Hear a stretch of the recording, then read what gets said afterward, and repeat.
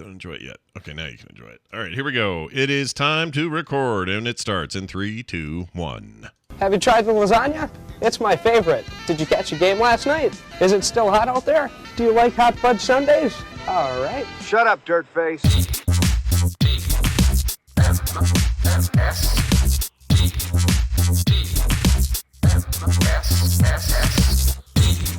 The Morning Stream. There's one thing worse than dying here, and that's living here.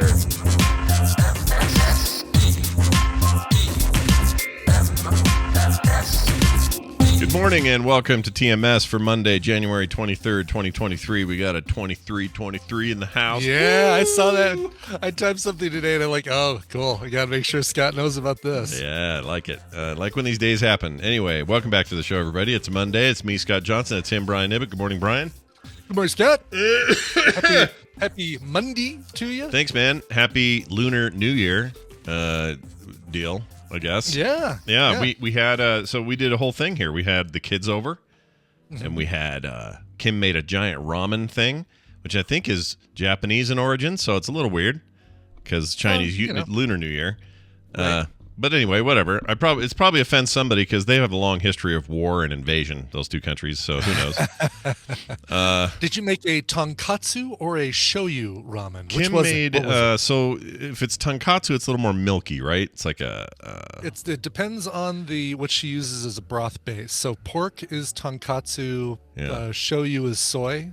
Gotcha. Then I would say it's more tonkatsu than soy, but it was also her own recipe, so it was less than you're used to seeing, kind of the milky thing. Yeah. It was very good, though. She made up her own recipe, and it was fantastic. And so what you do is you got the noodles, of course, and then she had out all these assortments of, crap you put on there.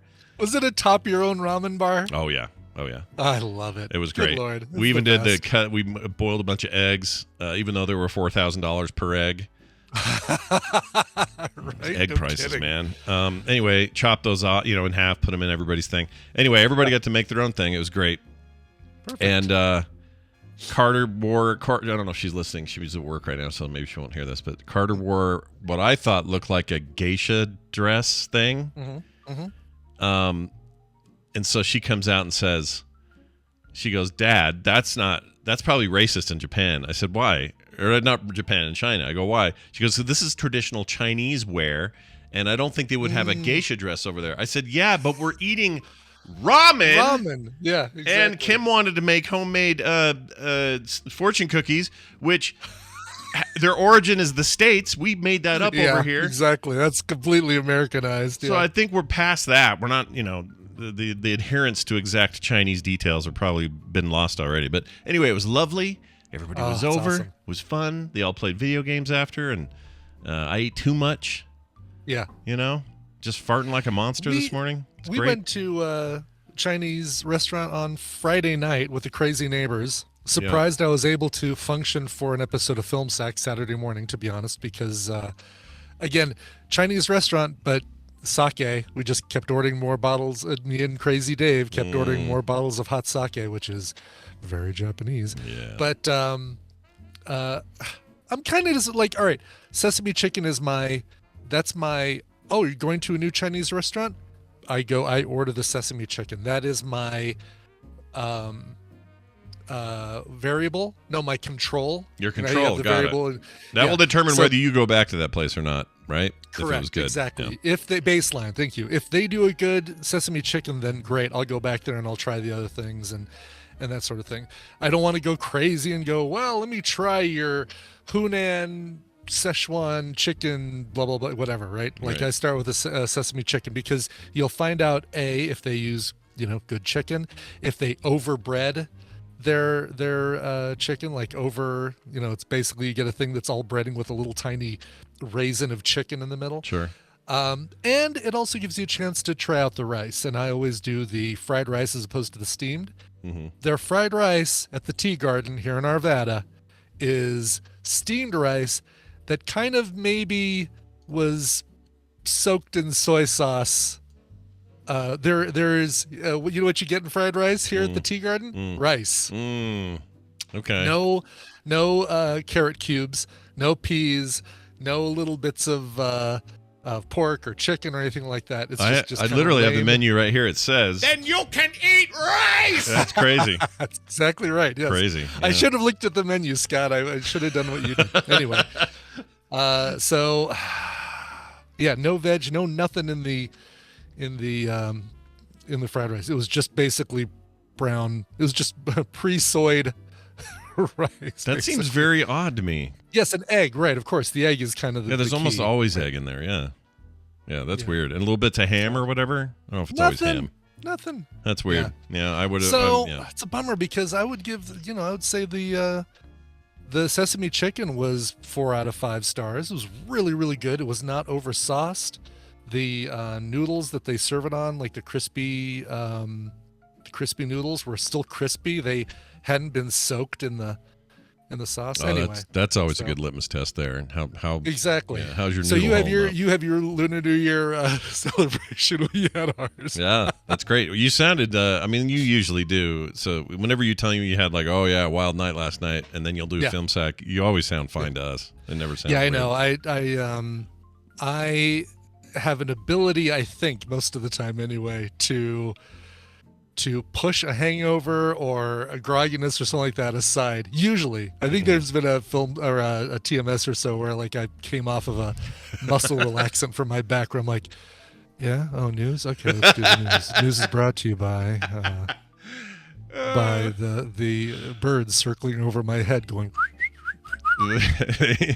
Did the new? You didn't get into any more of that, or are they still giving you that? You still taking that stuff if you have? I am, yeah, because I still have back problems. I did the doctor on. Well, I didn't do her. I went to the doctor on Thursday, Yeah. and she is going to hook me up with some physical therapy because the stretching I'm doing, and I'm doing stretching 3 times a day, Yeah. has helped me up to a point, but has not really gotten any further than that. So, Yeah. We've hit a plateau, expecting people. a call. Yeah. What's that? I said we've hit a plateau. We're there. We've hit a plateau. Yeah. And I'm sure the physical therapist, look, I'm kind of looking forward to hating my physical therapist, but loving him or her at the same time, like, because they're going to bend my leg for me the way I cannot bend it myself without shouting expletives.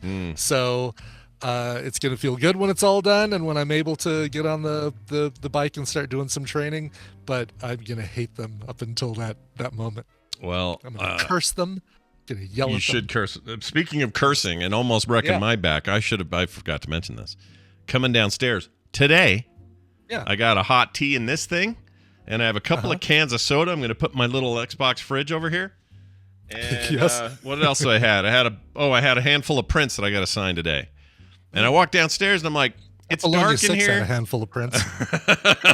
I don't have the light on because my hands are full, and I'm like, I'm fine. I walk this every day 50 times a day. I know where to go. So I'm just not worrying about the lights. I'd forgotten that Van was here all night last night, and his Oh, no. shit is everywhere. So we got like a slide and some kind of like a mini little chess table thing he likes to set up a little chessboard on, even though he doesn't know how to play chess. Shoot. Like all this kind Yeah. of stuff. So I come barreling in here this morning with all this stuff in my arms, trip on that slide. Everything goes 400 directions.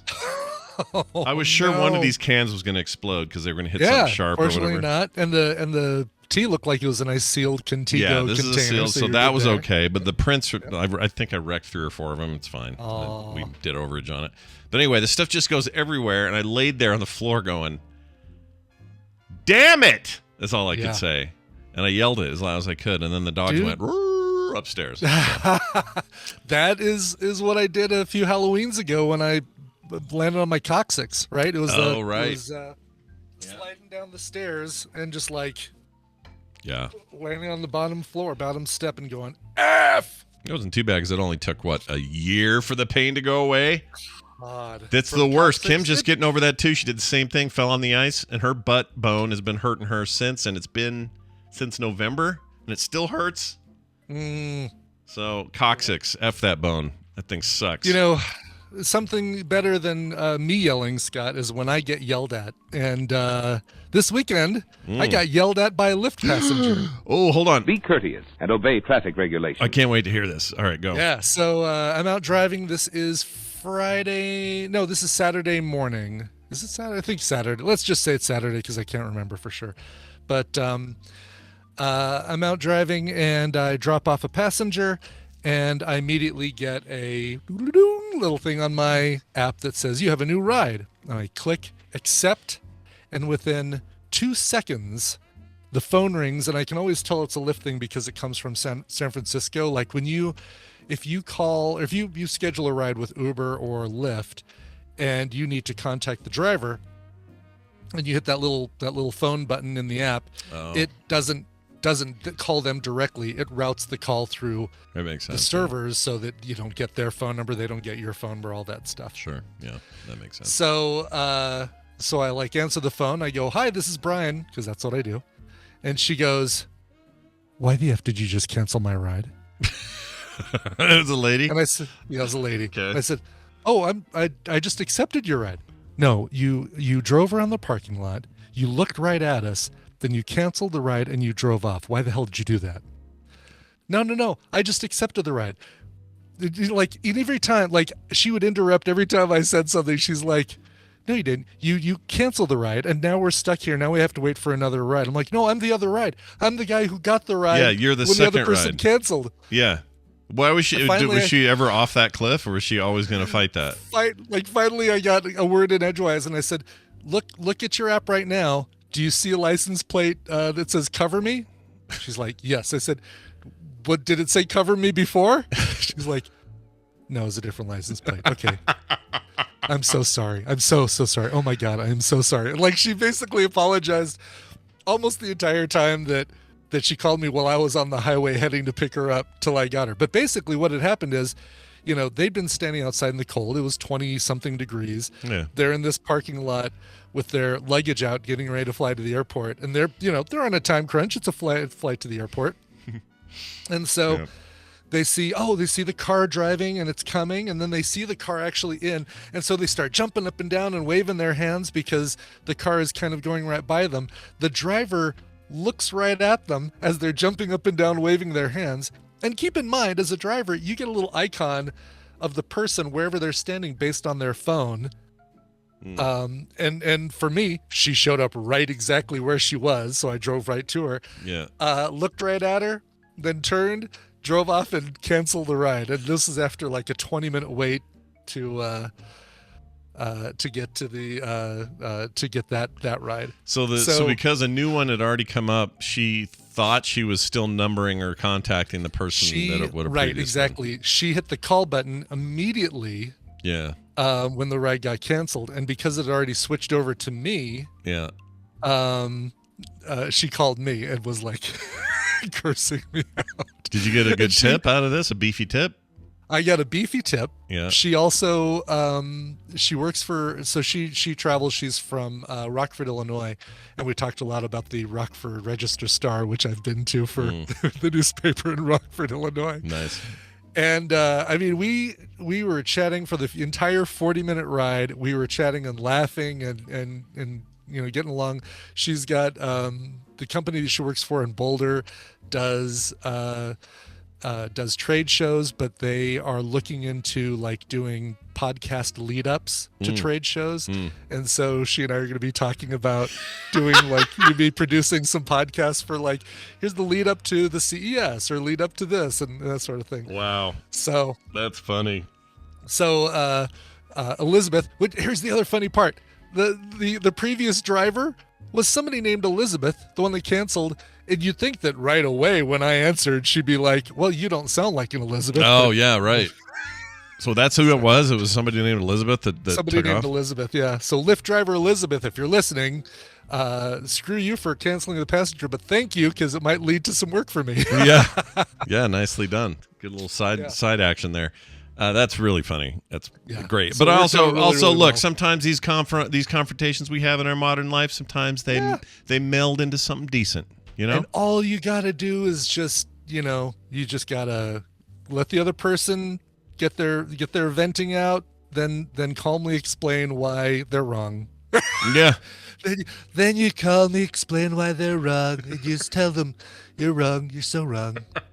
I'm right. I'm always right." A lot of people tell me that Elizabeth I'm always right. Ibbett, I think you did a great job. Well done. Nice job. Thank you very much. No problem. Hey, one other quick thing. We had somebody asking, we were talking about where are these people that used to listen to TMS all the time? We were talking about that last week. We were like, hey, we haven't seen so-and-so in the chat room in a long time, and where's TVZ gone? And all TVZ gone was when they came up, and yeah. Exactly. Yeah. Well, we got something from Alan. He wrote into the text number and says, fans that have faded away is a subject. Says, whatever happened to Keith from Maine? Maybe old TMS regulars have a WhatsApp group where they could chat about all their old contacts to the show, or about their old connects to the show, but haven't told you about, says Alan. Yeah, I don't know. Keith from Maine was a huge regular, always submitting stuff. He was around forever, and then poof, nothing. Yeah. So I don't know. I've thought about this a lot, Scott. I haven't practiced speaking it, but I've thought about this a lot. Sure. And I've decided what we're going to do every morning, either during the show or pre-show, we're going to take roll. Okay. And that way we can see who's absent. And if you've got 4 or 5 absents in a row, then we need to call you at home and follow up and make sure you're okay. We'll do a wellness check at your house. So someone in Maine will have to do this for us. So, but also we're not going to Bueller this. All right. We're going to say it once. It's got to be quick. Yeah, you better be quick because we got 15,000 people. We have 15,000 people to get through. So really, be quick. Yeah, if you're like George Santos on C-SPAN, where he sat there looking at his phone and didn't hear his name for the first 3 times she said it, we're not counting you. Okay? That's right. Heart right. All right, there's that. Also, good news: Steam Decks are back in production for the TMS Steam Decks. That's right. Oh, I should have one here in front of me to show everybody. But no, we had an initial rush of those from patrons. We had a big patron push for TMS, so I had to kind of pull them off of the store a little bit, or basically just increase their date. That said, we're back to full production on those. By the way, I am, based on listener Dwayne and his lovely wife Christine, she's like huge in online selling. She's a tax accountant and does all that sort of thing, but she also does a lot of stuff with selling online, and she kind of talked to me a little bit about Etsy and what a crapshoot, or not even crapshoot, what a shit show they are. I knew it was something fecal. And is directing me over towards Shopify. Shopify, yeah. Yes. Buy your Steam Deck stands from your music streaming service, please. Sure. Anyway. So keep an eye out. I will be moving my store over to Shopify, but for right now they're at Etsy, Coverville3D, all one word, .etsy.com, and you'll see all my stuff there. So Shopify, do they have a store where you don't have to pay some monthly craziness? Because they used to, I think they charge you, don't they? They only charge, as far as I can tell, only charge you for what you sell. Oh, everybody that after I started looking at Shopify, everybody's like, oh yeah, Shopify is the way to go over Etsy. So let's see here. Yeah. I thought it was oh no, it does say, well, it says monthly, but maybe this is for something else. So they got 26 a month for their basic, 71 a month for Shopify standard or whatever, and then advanced $266, which I don't know what that is. I guess you get unlimited products or something. Anyway, I don't know how they work. I looked at them years ago, and it's very different now. I don't even recognize this website. So Shopify's gone so much better. I did freelance for a woman last year for Shopify, so I kind of had to learn how to customize a Shopify site really quickly. Yeah. By the way, she's a rowdy little dame on Shopify, and she sells greeting cards for people to give to people who are crappy about sending greeting cards. Oh. So if you're one of those people who's like, oh crap, it's the night before Mother's Day and I didn't buy a Mother's Day card or a birthday card for somebody, you actually get a box with 12 cards of all of the events over a course of a year. That's great. That all you have to do is just sign and hand to the person. I love that. That's actually pretty good. That's useful. Rowdy Little Dame is her name. She's awesome. Yeah. I go one level cheaper and make my own cards. That's how I get away with it. Oh yeah, of course. You've got the talent to do that sort of thing. Yeah. So. Sometimes it's like, oh, I forgot to get them a thing. What should I do? Oh, I know. I'll draw a card. How about that? Right. Oh, speaking of which, by the way. Yeah. Let me put this up real quick. this is just a tease here, everybody. I'm going to show you something. This Brian's already seen it, but anyway, we've got the die-cut labels already all set. These will probably go on our. Well, I don't want to give anything away yet, but we got some cool stuff coming up for these swag bags. Yes. Swag for TMS Vegas. Yep. If you see me and Brian sitting on the leg of what's her name? Not Lizzie. Vegas Vicky. Vicky. I always want to say Lizzie. Las Vegas Lizzie for some Las reason. Vegas Lizzie. But anyway, that's me and Brian sitting up there. I don't know why Brian's pointing in the sky, but you see something, something up there. Or I'm hoping a bird will land on my finger. Maybe. But these turned out pretty good, I think, and I'm very excited about the rest of what's coming in those bags for both those who can come and those who can't. And if you're like, wait, what? I can get these now? Yep, they're in the events tab on the Frog Pants store, or better yet, go to vivatmsvegas.com and just click on the links Brian put on there. It'll take you straight to these listings. If you're coming to Vegas or want a swag bag outside of Vegas, you got to get in there and get that done, because we're trying to get head counts by the end of this week. So forgive all my bugging you about it, but that's going to happen a bunch of this week, and that's just how it'll be. That's just the way it is. Yeah. I'm seriously considering printing a Vegas Vicky with a little you and a little me sitting on her leg, basically just like this, as the prize for the video game tournament, as opposed to the arcade machine. Although God, the arcade machine is just such a cool. Yeah, the arcade machine's pretty rad. If there was a way to print, you know what we could do? What's that? Let's combine forces on that, like we did last year. Yeah. But and do a Vegas Vicky arcade machine. Yeah, that's what I'm thinking. So we can still this art could still get tweaked and used for like side panel stuff and whatever. I like it. We should start working on that now. Is it the same as last year? The exact same template? Do you know, or is it different? Yes, okay. Exactly the same. same. So you're gonna print that same thing. All right. And Monkey Bananas, your brother can't come this time. Just kidding. He can do whatever he wants. No, he's come. He's already registered for the damn video game tournament. Is he? Oh, shoot. Yes. All right. Everybody brush up. Seriously. Here's the deal. All right. Winner of the tournament gets the arcade machine, little 3D print arcade machine. The person who takes Monkey Banana's brother out of competition gets a little 3D printed Vegas Vicky. There's the deal. There's how we do it. Yeah.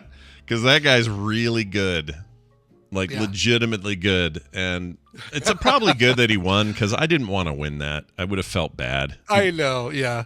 Well, and you wouldn't have, even if you would have won, you would have given it. No, I wasn't going to keep it. Of course not. I would have found, it probably would have gone to him anyway, because he would have been second, and I'd have been like, let's give it to second place. But that guy is your enemy number one, everybody, and I don't mean it in a bad way. I mean, he's the guy to beat. He's your competition. He's exactly. There's a bounty. Whoever takes him out gets this. And Monkey Bananas. What was I going to say? Shoot, there was something I was going to say about that. Bananas. I know monkeys. Red Fraggle and Icor, I think somebody also offered to help out with the tournament so that I can play a little bit more. Oh, good. That'd be great, because maybe Brian's the ringer. You might be the ringer the whole time. We didn't know. Oh no! I'm not. No, you might be. Don't be silly. You might be. He's got a damn Tempest in his office. Look at that. What does that tell you? Yeah, you know. But they don't have a Tempest at no. At Player One. You know why? Because those knobs break all the effing time. Exactly. It's so true. Knobs and balls, man. As much as I love that era of arcade control, that shit broke every day. It's just always and down. Trackballs. You'd get somebody would spill their Sprite down the trackball like Missile Command, and that would hose everything. I mean, it was kind of sucked. Anyway, well, it's good to have you all here. We're gonna play a game this morning. Yeah. We're gonna get. We do this on Mondays and Wednesdays. We play a little game, and we're gonna pull in Brian Dunaway to play it. And I think he's around. Always around, always ready, always feeling it, always watching, always watching. Hey, it's Brian Dunaway. What's going on?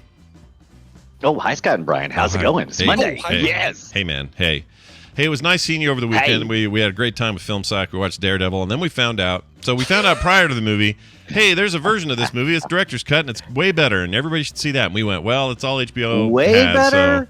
Well, that's what people say. It's supposed to be better because it's R as opposed to the sanitized PG-13 thing that we watched on HBO. Yeah. Better's relative.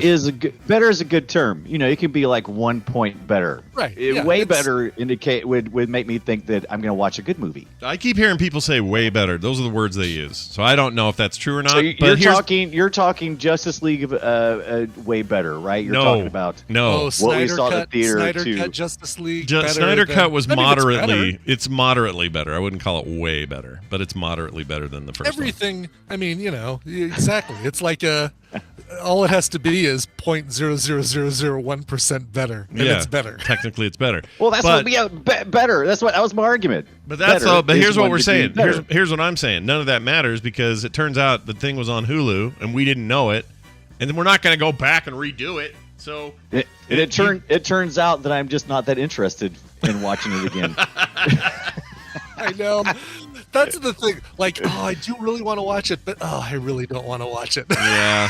If it ever comes up again to be a thing, whether it's through us or we just are in the mood, then I will seek out the better one.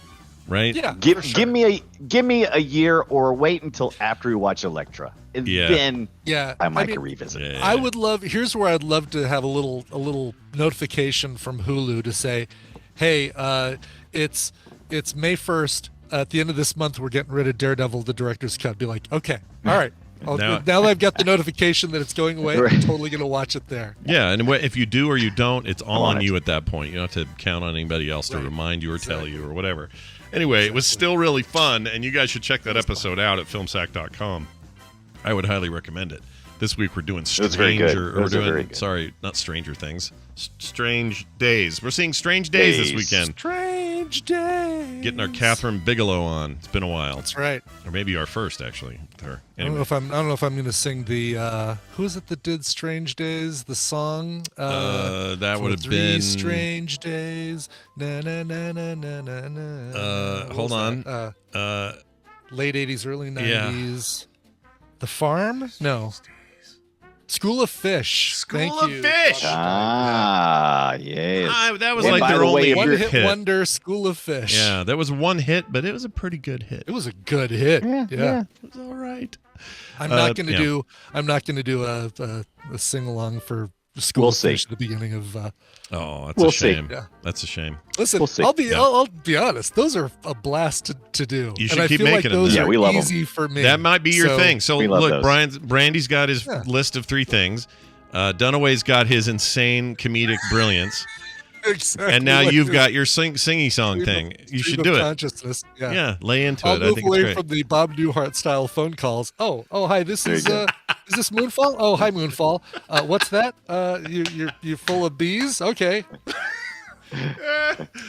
It's pretty good, but I like the music stuff too. That was really good last time. Cool. All right, that was really amazing. All right, we're gonna get into it here. We're gonna play a game, and the game is called Morning Half-Asses. And Brian Ibbett over here is prepared to do whatever we have to do to make people win things. So Brian, explain the rules.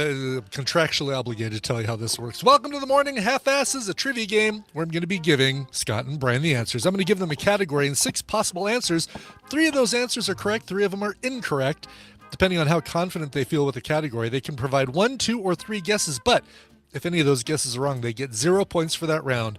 Get 1 right, you get a point. Get 2 right, gets you 3 points. And get all 3 correct, you get 5 points total. I'm all choked up because this is just so. I know it's emotional. It's emotional. Yes. I understand. It's fine. I shouldn't drink coffee right before I explain the rules of half-asses.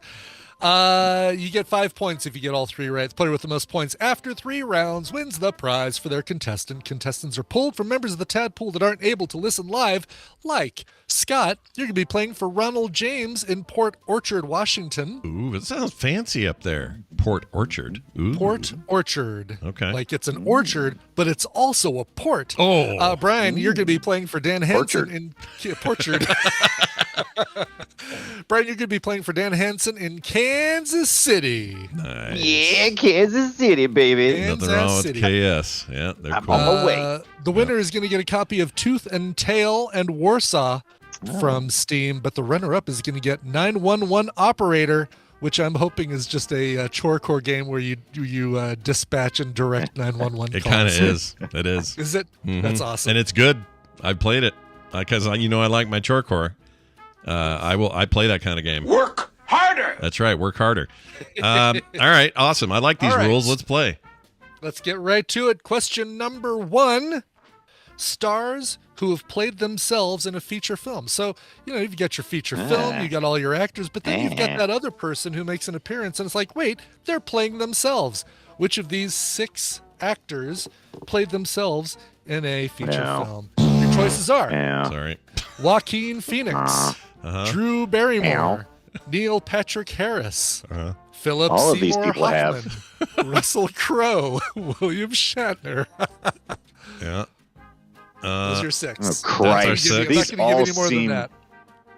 These all seem right. I know the 3. I think I know them.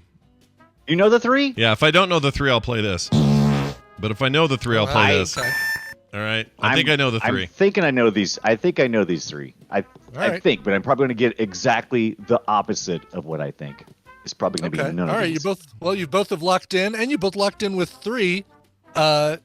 Joaquin Phoenix and William Shatner, both correct. What was the movie for Joaquin Phoenix, Scott? Was that one where he had the beard and he was supposed to be crazy and it turned out to be a big gimmick, and I can't remember the name of it. Yes, it's called I'm called Still Joker. Here. I'm Still Here, was that it? Okay. It's the Joker, yeah. William Shatner, do you remember that one? Airplane 2, maybe? No, he played a captain that directed the plane down. Fanboys, Shatner played himself. And of course, Neil Patrick Harris. Come on, Dunaway. Neil Patrick Harris played himself in Harold and Kumar. That's what I wasn't sure about. Harold and Kumar go to White Castle. So, Brian, you got to take that. Yeah. Scott, leading into question 1 with 5 points. Holy cow. Yeah. All right, let's get to question number 2. Woo-hoo. Number 2. Let's go Number sports, 2. shall we? Oh, let's do sport. I like sports. Banned baseball players from the Black Sox scandal. So when the Chicago White Sox had that scandal, God, there were. I never watched this movie either. See, there's where Scott might have an advantage if he watched a documentary about it. I didn't even think about that. I didn't see it. Yeah, I know one of these. And one's just too easy. It's like the ridiculously easy, and then the rest, I don't know. Maybe these guys all worse. I'm locking in with the one I know. Scott's locked in. Locking in with the one I know. It's all right, Brian. If you build it, they will come. With the one I know. All right, Brian is locked in with the one as well. You guys both locked in with the same one. Shoeless Joe Jackson is absolutely correct. Your other ones are. I never read the answers, did I? Your choices were Buck Weaver, Shoeless Joe Jackson, Swede Risberg, Red Faber, Kid Gleason, and Gavi Cravath. You got to be absolutely correct. Is it Swede or Swede? Swede. Swede. Well, Swede would be with a U. unless you're talking about the band. Wasn't the band Blue Suede? No, it was Blue Swede. They were also Blue Swede. The ones Blue Swede. Okay. No. Who get Chaka? You guys were absolutely correct. Buck Weaver, Shoeless Joe Jackson, Swede Risberg. You guys both went with Shoeless Joe, and that is absolutely correct. So, how come Brian? I had to at least put one. I had to at least get one. I couldn't leave with 0. Oh, there you go. There we go. That's what I did. Okay. I couldn't. I was like, why isn't Brian at a point yet? No, it makes sense. All right. Very good. So Scott with 6. I mean, there's really no way you can win, Brian. So shoot for the fences with this one. That's right. And I'm going to help you out. I'm going to give you guys a question about retro video games. What? This one, courtesy of Carl from Idaho. Mike and Matt Chapman's famous website, homestarrunner.com, featured flash cartoons and also some funny playable knockoffs of many classic retro games. Daggum, it's been so long. Well, Adobe Flash doesn't work anymore, but a new emulator called Ruffle, which you might be able to pick up there, Brian, is now able to run most of the Homestar Runner content. 3 of the following are actual Homestar Runner video game homages, and the other 3 are imposters. Here are your choices. Peasant's Quest, which is a parody of King's Quest. Strong Bad Zone, which is a parody of Battle Zone. Cool Tapes, which is a parody of Dance Dance Revolution. Astro Light, which is a parody of Frogger. Dungeon Man, which is a parody of Zork. And Stinko Man 20X6, which is a parody of Mega Man. 3 of those are real. 3 of those are fakey fakes. Which ones are real? Which ones are fake? Which ones are real, Brian? Which ones are fakey fakes? I chose 2, but I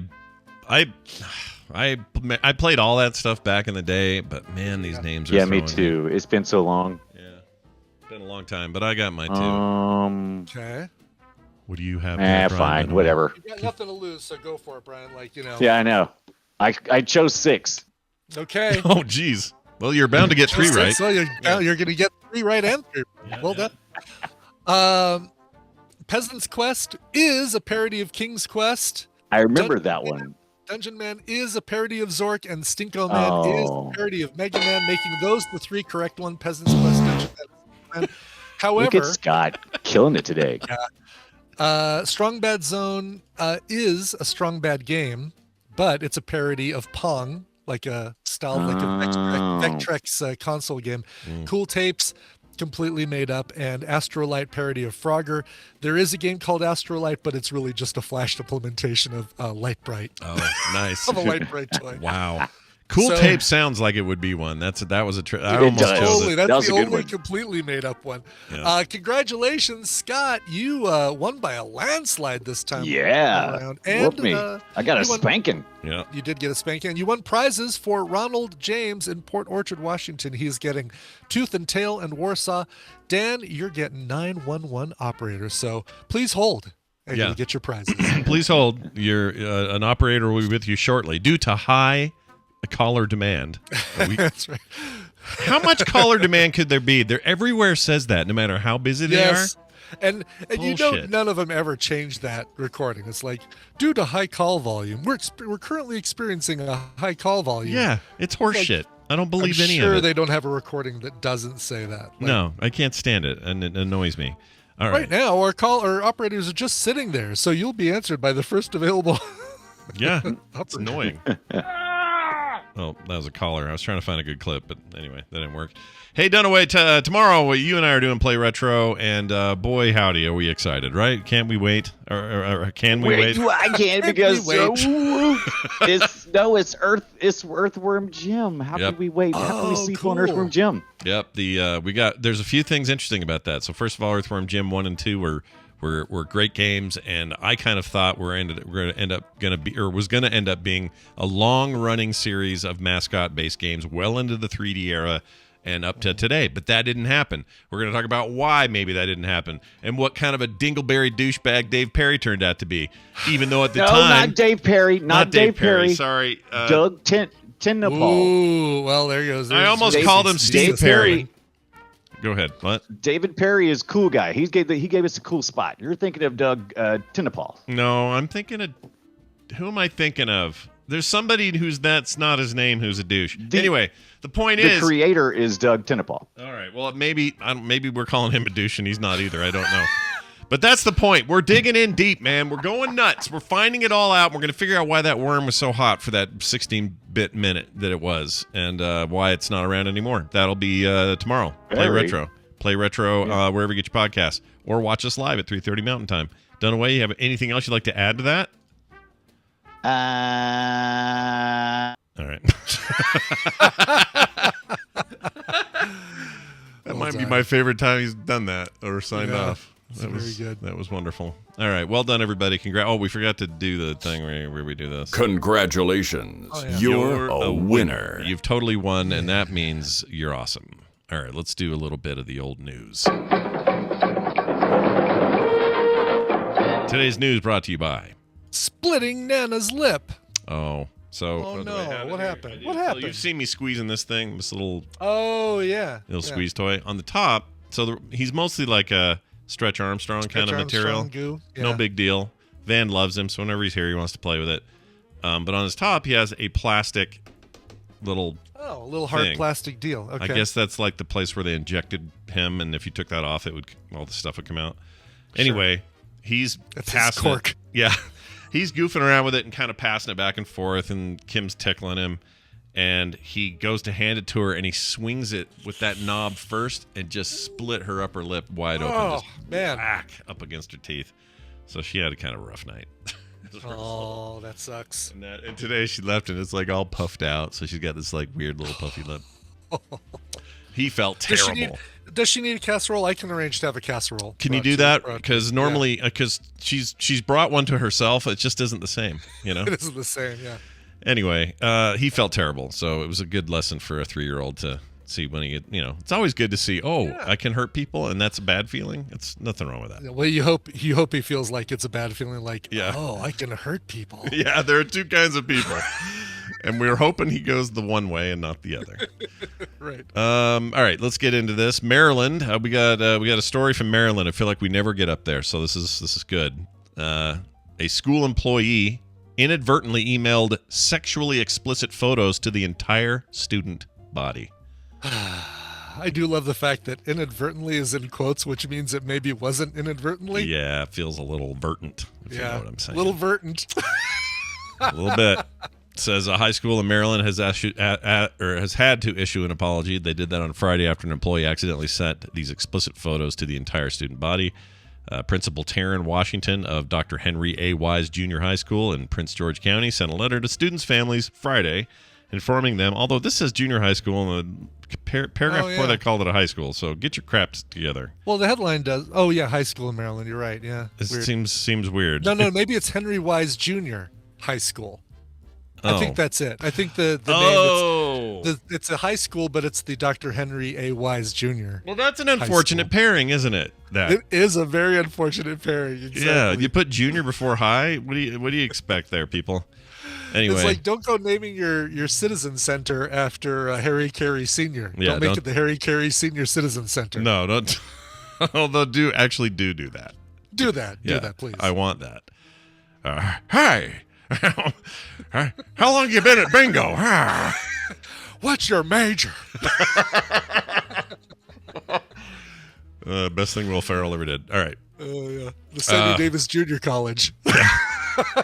It says here, school administrators immediately tried to retract the email, but the photos were seen by many of the people they were shared with, and they've also shared them with others. Quote, I'm asking that all students as responsible online citizens not share photos by email, social media outlets, or other avenues. Good luck with that, dude. Yeah. Right. In the letter, Washington said appropriate steps have been taken regarding the employee, but further details on disciplinary actions, if any, were not released.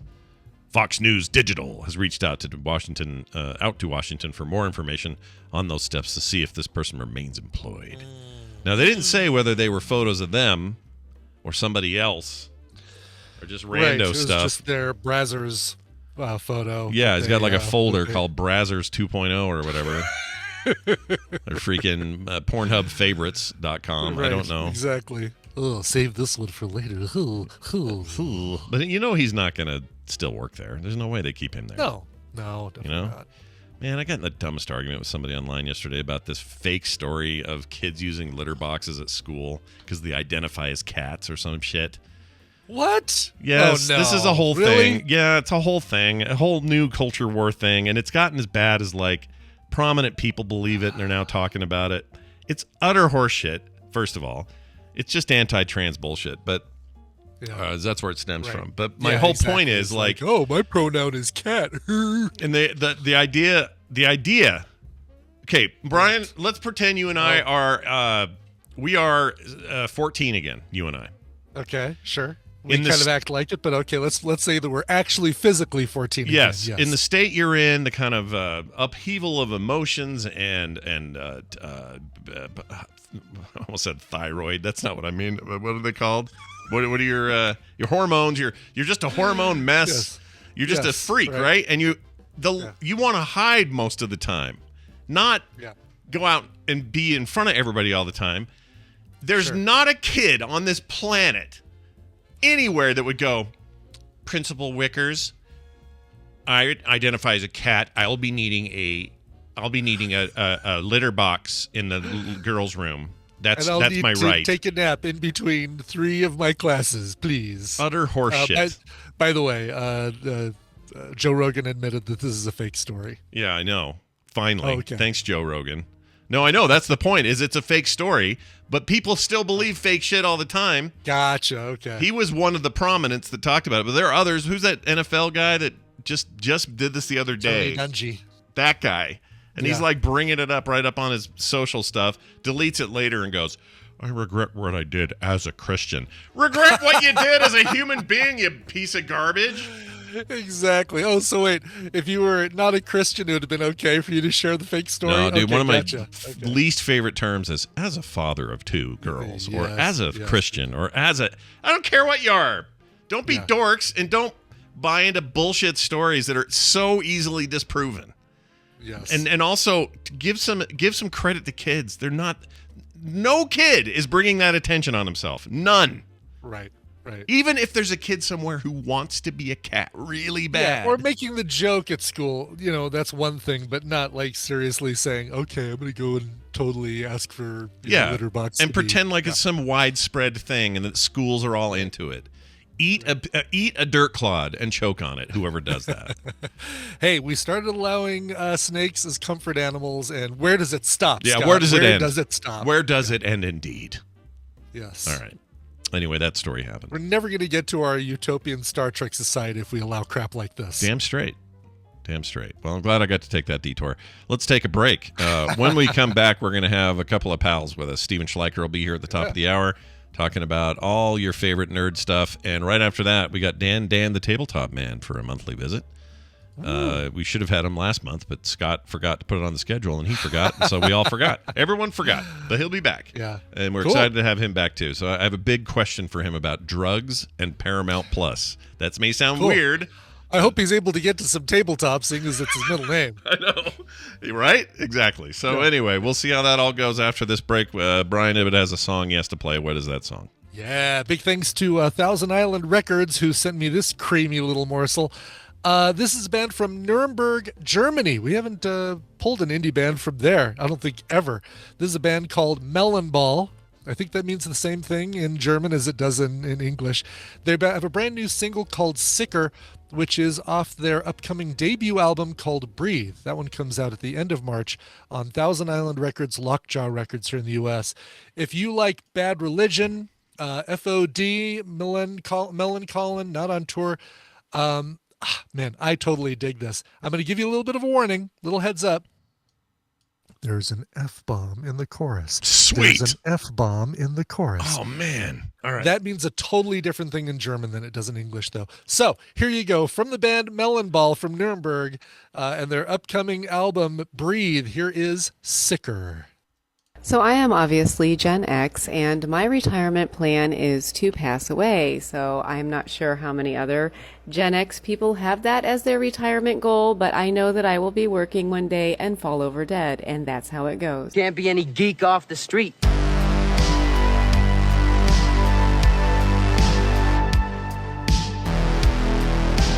The Morning Stream. My God, it's a miracle. A quiet Frenchman.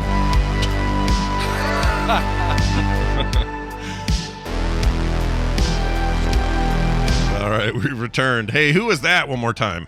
Yeah, from Nuremberg, Germany. That is Melonball, and a new single Sicker from their upcoming album Breathe, which comes out at the end of March from Thousand Island Records, Lockjaw Records. Very nice. Speaking of regulars, we always like to see you around. Just nice to see Tally in the chat today. Yay! Welcome back, Tally. Hi, Tally. We missed you. Yeah, we missed you. I know she's been busy with And stuff. TVZ gone, by the way. Let's not let that go by either. Whoa! Yes, saw him earlier. I'm like, what? Oh, and X-Cammer, XCAMR, who we haven't seen in the Tadpool in years. What happened, man? Did you guys all get together and have a little memo and said we're all... Did you guys all get fired from your jobs and you're not able to be here live again? No, that's great. I love seeing TVZ on here as well. So that's great. Too. Yes. And all you that are always here, if you disappeared, we'd feel the same about you. If BioCow suddenly didn't show up, we'd feel terrible. If Claire wasn't here, we'd probably get over it. But everybody else, just kidding, Claire. I'm kidding. All right, I'm kidding. You're one of our favorites. All right, let's be done with that and move on here. Who's the guy? Oh, Steven. Duh. Who's the guy? Who's the guy? Who's the guy that we talked to on? For Isn't there a spoilers? I don't know why I was having trouble there, but there it is. Steven Schleicher.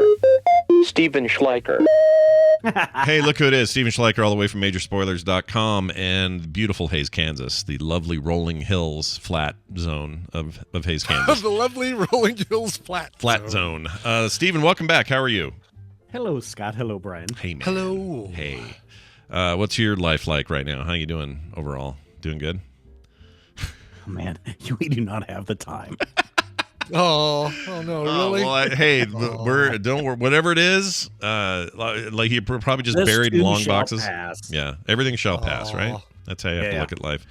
Well, I'm glad you're here. That part is true, at least. Yeah. And the good news is, you come bearing a little bit of good news if you were happy with the current state of all things Aquaman. I like Jason Momoa. Yeah. And there's also rumors he'll also be Lobo, but none of that's confirmed. Anyway, he's said he's staying, and he's talked to James Gunn, and he's got more to do as Aquaman. Yeah, so I don't know if anybody saw the video. Did you guys watch the video that he posted on his Instagram or Twitter? Where he's just just got out of this meeting with James Gunn and what's his name? Sean. Oh, now I forgot what his name is. Sean Gunn. Yeah, the other guy. The other Saffron. Oh, Saffron. Saffron. Yeah. And he's like, oh, yeah, everything's good. I'm still here. I'm going to still be part of the DC universe. And as far as I'm concerned, I'll always be Aquaman. And he said, yeah, and there's other things that are coming. And he didn't really go too deep into it. So, yes, we can play up on the rumor of would he be a really good Lobo? Yes, he would be a really, really good Lobo in an upcoming Superman remake. But I kind of took this announcement as a kind of a confirmation that they're not going to just throw the next Aquaman movie in the trash and burn it and use it as a tax write-off. Right. Which is good. I think for fans, but also I think he was inspired casting for that role. I think it's solid. There's nothing wrong with it. If you want to just keep going with him, that'd be great. It would be a little weird if they reboot this Justice League and the only one that's the same as him is Momoa. It'd be a little weird, but so I have questions about that. This also happened, this interview, and his amazing sweater he decided to wear during that interview. Oh, yeah. That cardigan. Right here in Park City, Sundance is going on. And he did it up there in the snow hills, and that is exactly the kind of sweater you want to be wearing while you're in Park City, just to put that out there.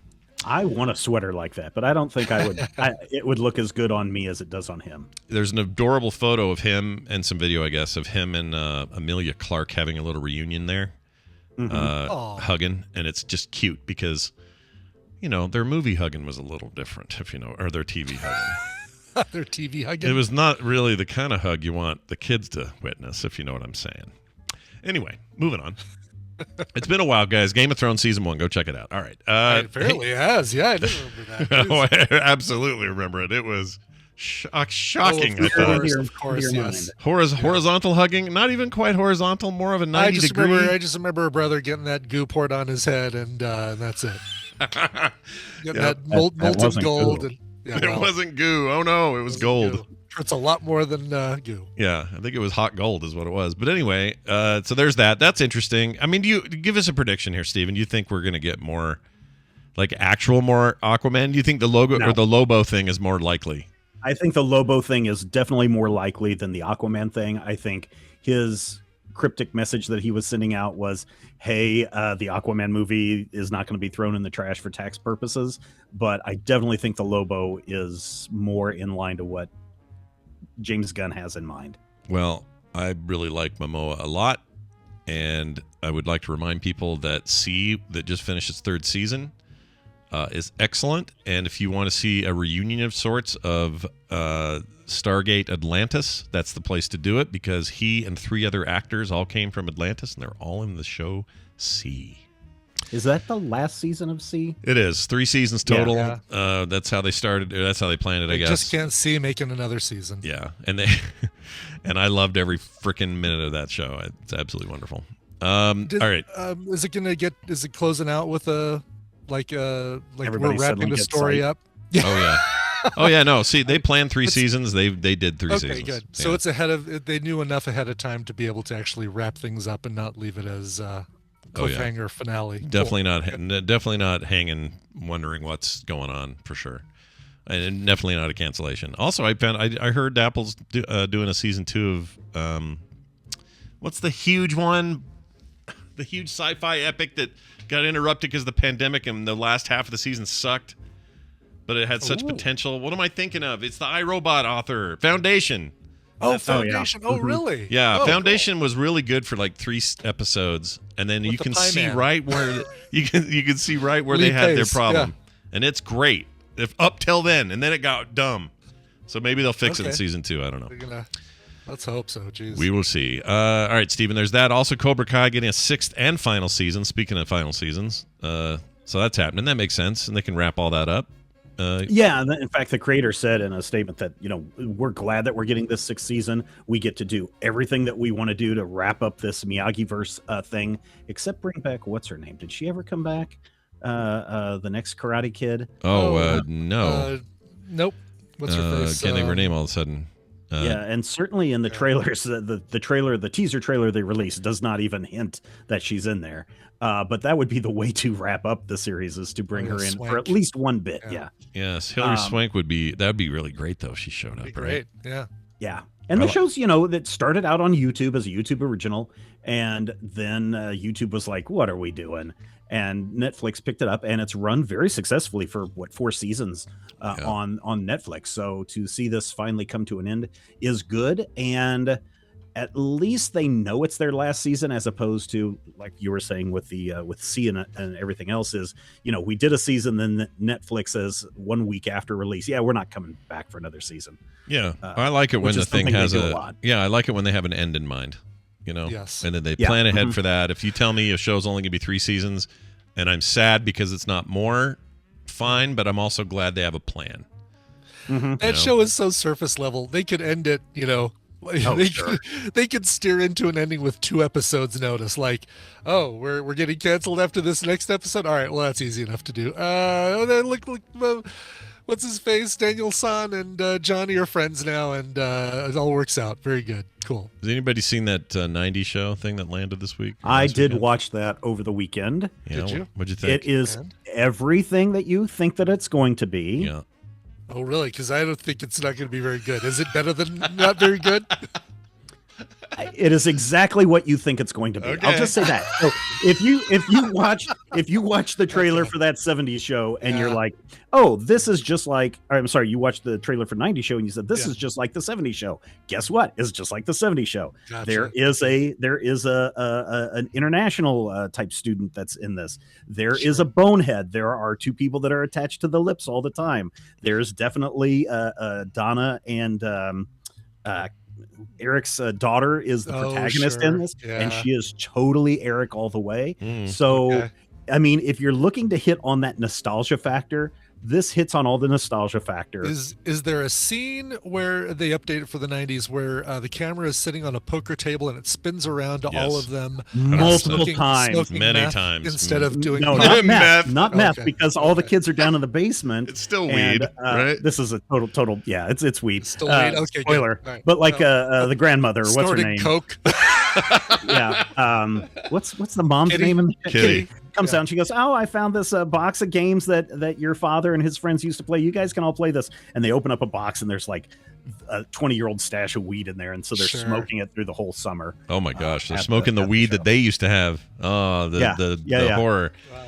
I don't. And if you're wondering, and if you're wondering if all of the regulars from the 70s show who are still alive show up, everybody shows up at least once. Kutcher does?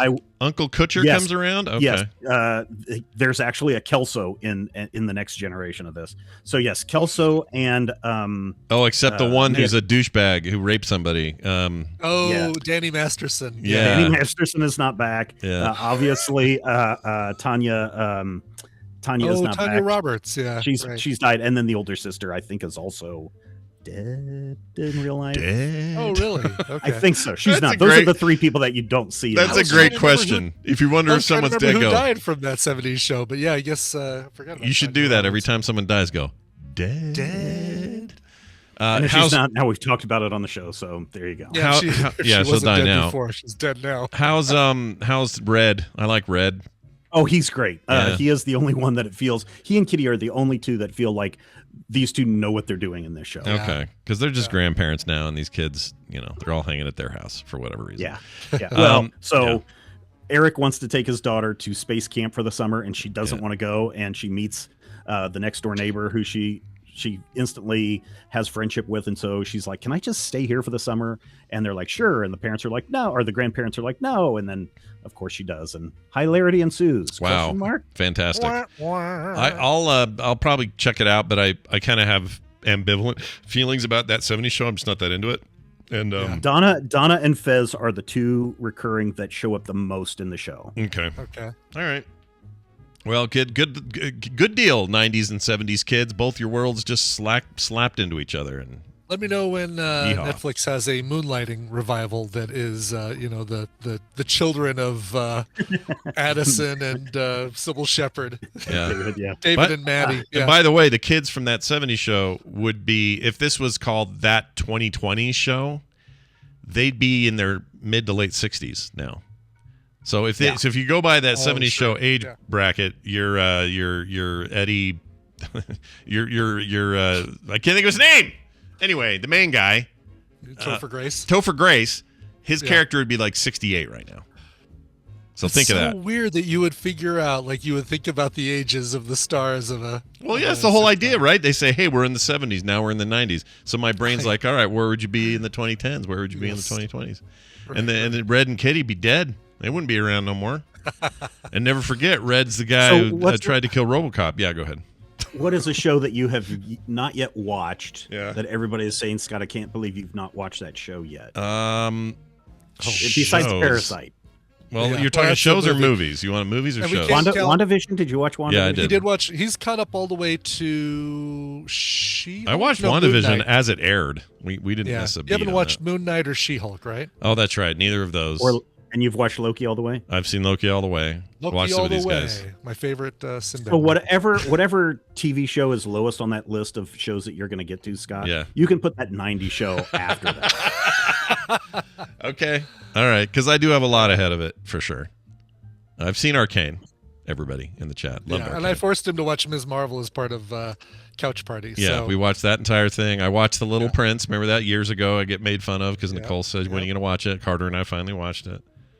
I'm not as behind as people say. They think I am. We watched Ant-Man and the Wasp on this most recent Couch Party. That's right. Next will be Captain Marvel. Yep, we're doing Captain Marvel. Speaking of that 90s show, doing some Captain Marvel. It'll be great. Anyway, Steven, as always, good stuff all around. What's going on in Major Spoilers this week that people should know about? This week on the Major Spoilers podcast, we are taking a look at a manga comic that is the weirdest thing that I have ever encountered, but it's also educational. It's called Cells at Work, and it's all about what if we anthropomorphize your blood cells, your white cells, your T cells, all that stuff in your body, and they have big giant fights with viruses and plague monsters and stuff, and we do it in the most scientifically accurate yet also the most manga-esque way. Wow. It's insane, and we're looking at the first volume of that this week on the Major Spoilers podcast. Are you reading forward or backwards? Because the manga. The version that we have is it is forwards, but you have to read the panels right to left still. Oh, okay. Man, that messes me up. Yeah, it does. It takes a little bit to get into it, but no offense, manga fans. No big deal. Yeah, it's all fine. It's all fine. You're a brilliant dude, and you can do what you need. It's Steven Schleicher, everybody. Majorspoilers.com. Major Spoilers on Twitter. Is there any advice you'd like to give us before we go?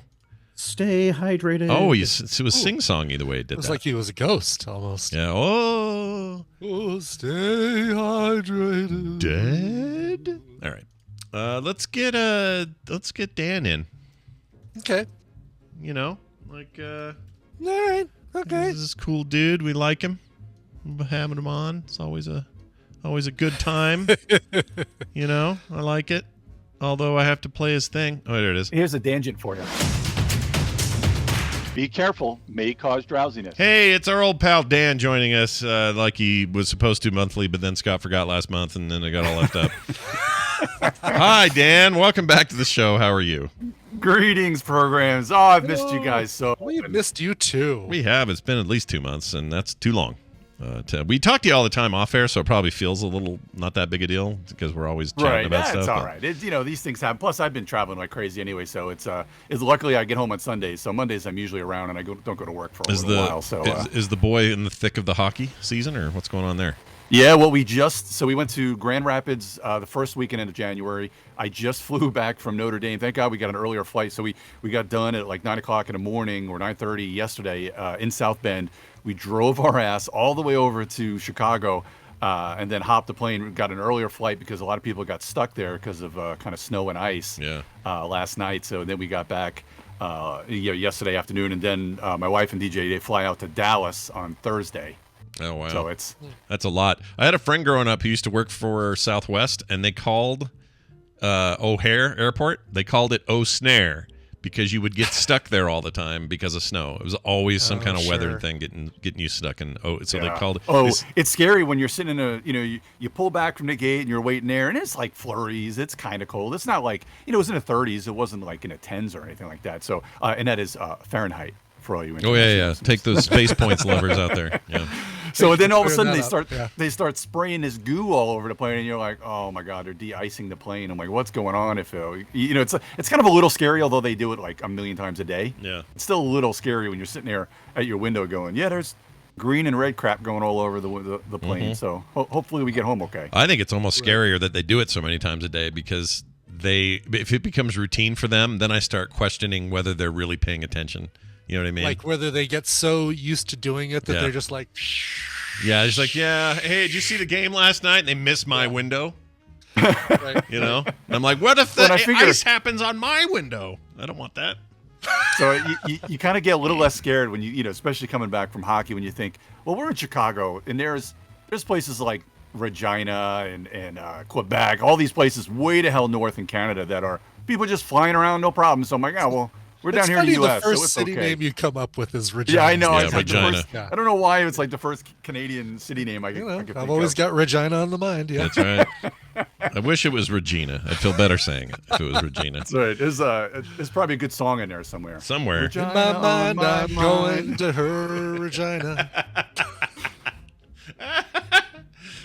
Well, next time I'm in Regina, I'll think of you too. Let's move on.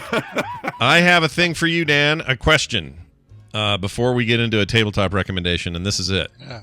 I'm watching Paramount Plus with Kim. We are. She wants to catch up and watch all of Star Trek Discovery, which we are doing, and we're just about to start season 3. And after these different seasons of watching Star Trek on Paramount Plus, and I don't have whatever. Maybe there's a premium tier above this where no commercials ever on anything. I don't know, but we're on whatever tier gives you commercials between stuff. And I'm not kidding when I say this. With the exception of one Ocean Spray commercial, every single break, let's say there's 4 or 5 in every episode of Discovery or whatever show you're watching on Paramount Plus, or when we watch Top Gun Maverick, the commercial they show before the movie and after the movie, same thing. They're all pharmaceutical things. Sure. So like Pernexa. Oh, ask your doctor. That whole thing. Was it the one that starts out in black and white with the person experiencing the problem, and then while they're going over all of the side effects, it's full color and they're playing frisbee with the dog? A little bit. Some of those, and some of them are like the ones I like the most are the ones that say may cause death, but then they name 5 different lesser problems. Like, right. You don't acne, lead with death. Like a sore knee, acne. But start with those, then do death at the end. Starting with death that makes me think death was the most common. Anyway, my question to you is, as a guy who is in that business and in that world as a pharmacist, a trained professional, what is it? Why are we so inundated? And why is it? Yeah. Is it just? Do they think 80-year-olds are all sitting around watching Star Trek? Is it that targeted? I mean, obviously you don't know much about what they're doing for their ad network or their ad load over on Paramount, but the world of pharmaceutical ads seems on fire right now.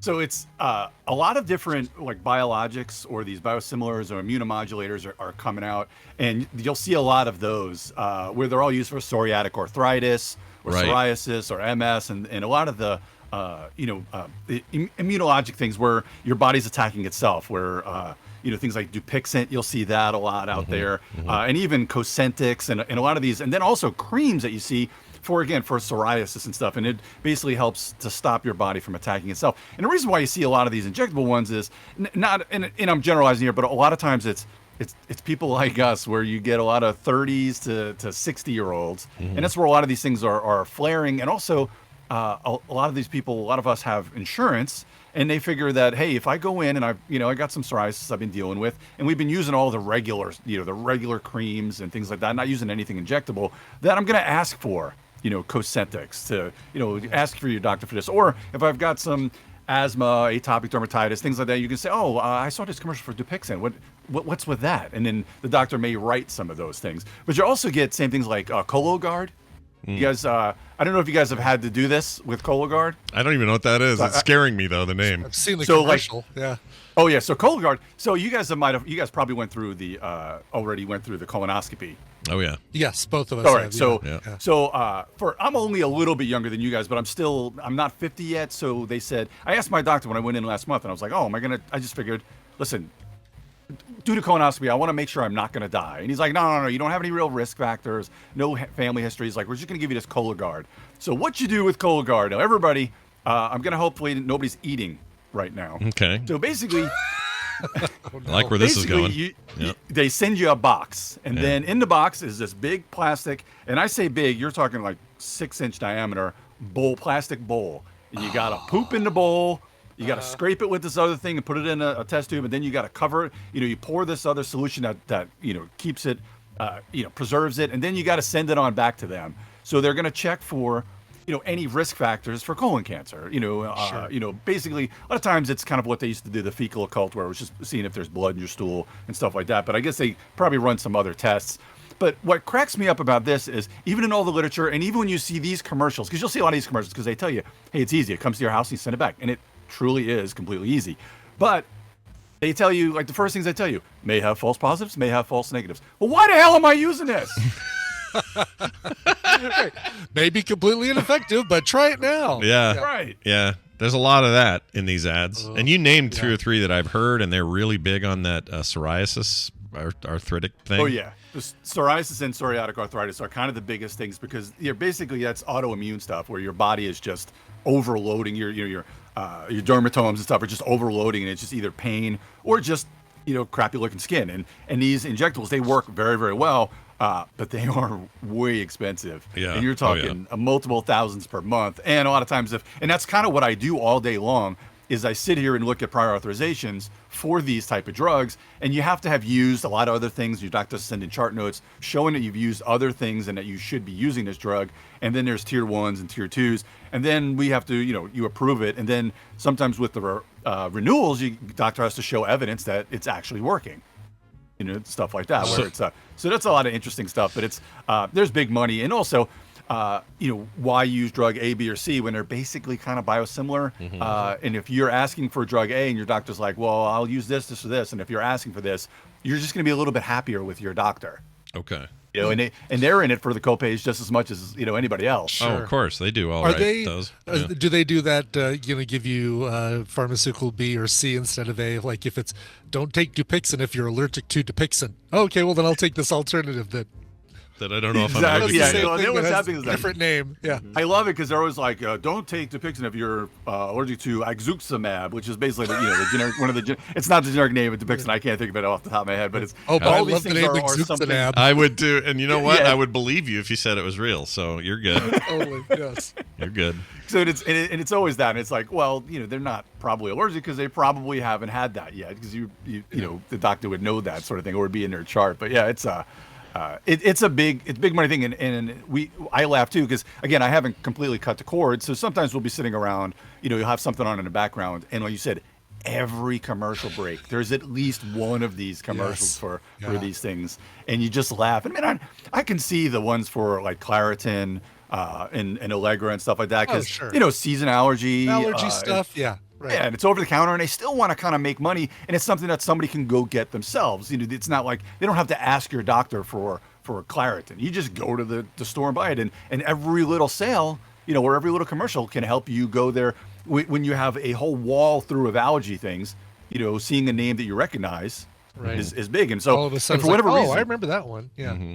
And it's crazy the way the U.S. is. I mean, other countries maybe, but I feel like the U.S. is so tied to brand names that people people are so tied to brand names that there's still products out there that may say Zantac, but it's not actually ranitidine because that was taken off the market. But now they're using famotidine, which is actually Pepcid, but it's off patent. So they're releasing it as a new type of Zantac stomach instead of, Zantac, RA, whatever they used to call it. So things like that are crazy. So always read your labels. Boy, that was a huge tangent. Always read your labels to see what the active ingredient is. And if you have any questions, ask your pharmacist. They'd be happy to tell you any of those answers. So, okay, final question before we get your recommendation. And yeah, bud. You're not going to be anyone who would decide this, obviously, and I don't think and you're probably not going to know the answer. But why are these people in these commercials always hiking in Zion's National Park here in Utah? And why are they always wearing the same colors as the logo for the medication? Oh, yeah. So let me tell you this. That's a great point, too. That's a good one. I actually, there's kind of like it was kind of an elective I took in pharmacy school, and it's the psychology of advertising for pharmaceuticals. And it was just like a 1 or 2 day thing, but every little thing, and anybody that does movies or TV, they'll tell you the exact same thing, like not even necessarily with pharmaceuticals, but anything that goes into production, there's psychology in everything. It's like what they tell salesmen, never use the word no, even if you mean no. Right. Because you don't want to get the negative feelings. So like you said, with the commercials, they use the color, everybody's using the colors of what you would see on the box. Or maybe, the loratadine box is always only blue. The person that it's helping, right? Like, there's everybody playing soccer in the background, but then there's one girl who's apparently got psoriasis who's wearing red and yellow, which are the colors of Docentix or whatever it is that they're taking. Yeah. Or the color of pain. Like everybody associates pain with red. Like, sure, they're in pain now, or the rash is red, and then when they're clear, they're wearing like a yellow or white shirt to show that everything's out of their system and stuff. That's good too. Yeah. Mm-hmm. Or the my favorite is the. Have you guys seen the Ozempic commercials? I'm sure you'll remember it because the theme is Ozempic. Oh yes. Oh yeah. That damn 70s song, Magic by Pilot. And they just, I can't get that damn song out of my head now. Yeah. Sorry, now everybody's going to have an earworm for the rest of the day. Yes. Yeah. But I mean, that's amazing advertising because you will never forget that. And people will go in and ask for Ozempic because Ozempic is used usually for type 2 diabetes, but nowadays it's been like one of the wonder drugs for weight loss. It's that obesity. one you inject right into your gut, isn't it? Yeah, you can use your arm, you can use your gut. It's a GLP-1. They had me do that when I went in for blood stuff. They had me do it for a week or something. Mm-hmm. I have never had. It's really good. Never had such horrible heartburn. Oh, that's the diarrhea one, isn't it? Diarrhea and the heartburn. Nothing but nonstop diarrhea and nonstop heartburn, like to the point of like I'd wake up in the middle of the night and go, I'm about to hurl for no reason. I just got so much acid in my. It was awful. I hate it. Yeah, because it messes with, it's with the GI motility. It's not actually, a lot of people think that something like that is actually insulin, but it's not. It just helps with the different liver and your GI motility. So you're not as hungry. You feel a little bit more full, and then it helps to get your glycemic, your blood sugar level a little bit lower. And it does, honestly, it does really work. I don't want to tell anybody to ask for it, but don't take this. It's crap. No, it's great. It is great, but I would rather people. I'd rather people just go exercise and work on their diet for change a their couple diet. years. Yeah, because that's the problem I had is when I first took it, I didn't change my diet right away, and that's where the clash happened. Like it wasn't so much the medication's fault. It's just that I'm still trying to eat 1,800 to 2,000 calories a day, and this thing was like, no, you should probably do big 800, or else you have the worst heartburn of your entire life. And that's how that thing went down. And what annoys me is when I see, because again, a lot of the stuff has to be authorized.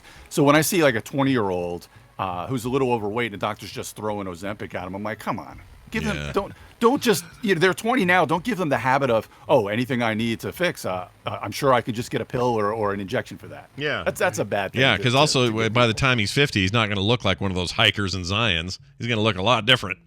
So, right. Anyway, and that stuff. I mean, it just starts adding up to you. So anyway, let's talk about a board game. Yeah, board game.